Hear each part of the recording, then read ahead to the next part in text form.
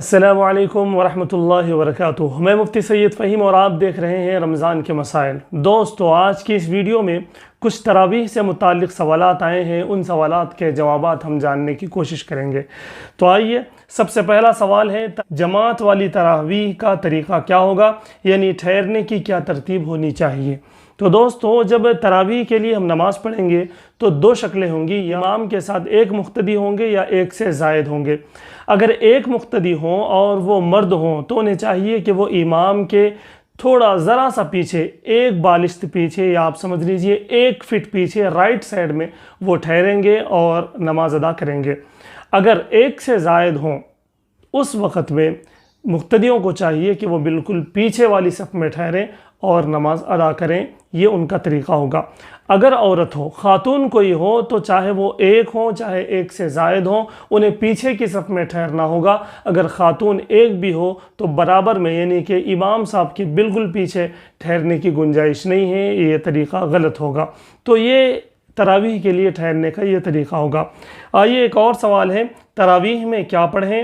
کیا قرآن ترتیب سے ہی پڑھیں یا کہیں سے بھی پڑھا جا سکتا ہے؟ تو دوستو، تراویح میں قرآن پڑھنا اور ترتیب کے ساتھ پڑھنا ایک الگ سنت ہے۔ اگر کوئی حافظ ہے، وہ حافظ اگر نماز پڑھا رہے ہیں، تراویح پڑھا رہے ہیں، تو ایسی صورت میں یہی بہتر ہے اور یہی افضل ہے اور یہی سنت ہے۔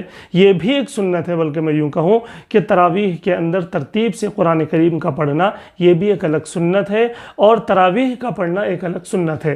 اگر حافظ اویلیبل ہے ہمارے گھر میں، اور حافظ اگر کوئی ہے تو وہ ترتیب سے ہی پڑھیں گے۔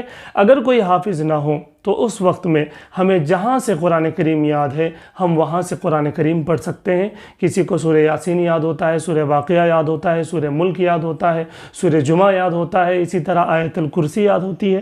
اس طرح سے کہیں سے بھی ہمیں قرآن کریم یاد ہے تو ہم تراویح کے اندر وہ قرآن کریم پڑھ سکتے ہیں ایز اے امام بھی، اور ہم انفرادی طور پر بھی کہیں سے بھی قرآن کریم پڑھ سکتے ہیں۔ یا پھر آخر کے 10 صورتیں ہمیں یاد ہوں علم ترا سے، تو پھر وہ 10 صورتیں ایک مرتبہ پورے 10 صورتیں پڑھ لیں، پھر ایک مرتبہ وہ پورے 10 صورتیں پڑھ لیں، تو انشاءاللہ ہماری 20 رکعت تراویح ہوگی۔ اور روزانہ اس طرح پڑھنے میں بھی کوئی حرج نہیں ہے، پڑھا جا سکتا ہے، بالکل جائز اور درست ہے۔ اگر کسی کو 4 صورتیں یاد ہیں، 5 صورتیں یاد ہیں، تب بھی کوئی حرج نہیں ہے۔ جتنی صورتیں ہمیں یاد ہوں گی انہی صورتوں کو ہم ریپیٹ کرتے رہیں گے پورے 20 رکعت میں۔ روزانہ تراویح میں اس کی گنجائش ہے، اس کی اجازت ہے، پڑھا جا سکتا ہے۔ ایک اور سوال ہے، جو تیسرا سوال، وہ ہے کہ اگر گھر میں جماعت کر رہے ہیں تو کون تراویح پڑھائیں، امامت کے کیا شرائط ہوں گے؟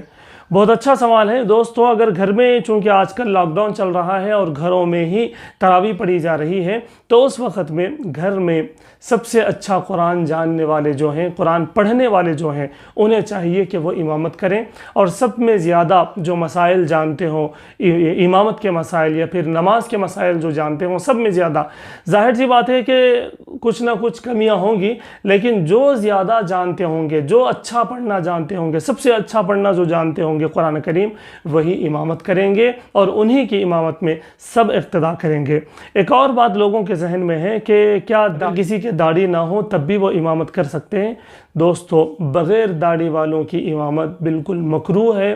تو ایسے لوگوں کو چاہیے اگلی زندگی میں، آنے والی زندگی میں وہ داڑھی ہرگز نہیں کاٹیں گے، اس کا وہ ارادہ کریں۔ اس بہانے ان کی وہ سنت بھی زندہ ہو جائے گی، اور وہ پکا اور پختہ ارادہ کریں گے کہ ہم آئندہ کبھی داڑھی نہیں کاٹیں گے، سنت کے مطابق ہم داڑھی رکھیں گے۔ اس ارادے کے ساتھ وہ امامت کرتے ہیں تو وہ کراہیت بھی ختم ہو جائے گی، وہ امامت کرنے کی ان کو اجازت ہوگی۔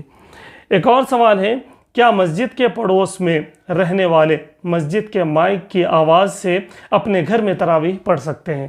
دوستو، اسی طرح کا ایک اور بھی سوال ہے کہ کیا ہم آن لائن تراویح پڑھ سکتے ہیں، یعنی کہ موبائل میں ہم دیکھتے ہوئے یا سسٹم میں ہم دیکھتے ہوئے کہیں تراویح ہو رہی ہو، لائیو چل رہی ہو، اور ہم اپنے گھر میں اس کی تراویح کو ہم اقتداء کر رہے ہوں، ان کو ہم فالو کر رہے ہوں، ایسا ہو سکتا ہے کیا؟